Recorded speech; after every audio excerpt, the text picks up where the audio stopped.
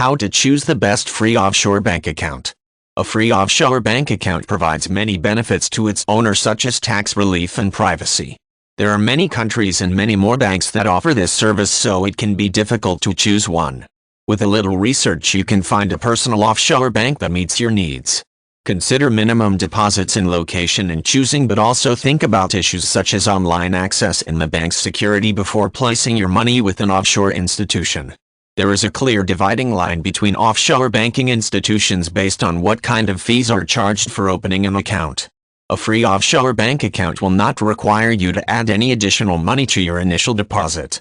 This does not mean that there are not minimum requirements to set up an account, and all offshore banks have such rules in place. Before choosing a free offshore bank account, find a bank that has deposit requirements with which you are comfortable. In order to open an offshore bank account in many places, a minimal amount is required. For example, only a few thousand US are needed for banks in the island nation of Antigua.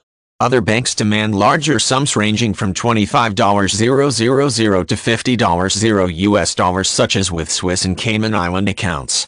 Choose a deposit that matches your financial stability. If you are able to place money in either type of free offshore bank account, another deciding factor frequently will be customer service. Banks that require higher initial deposits often provide more services than smaller banks because of the size of the staff required for such an operation and generally a larger income stream. Services can include personal bankers, ATM cards, secure online banking, and more. Spend time researching what service options a bank has before choosing. Another major concern that you must investigate before opening a free offshore bank account is the level of security that your money will receive. This is a primary concern for any offshore bank account because there is no insurance protecting the money, like for example the Federal Deposit Insurance Corporation does in the United States. You should ask questions to bank officials about vault security guards and that particular bank's history of theft when choosing a bank. Online security also should be a concern.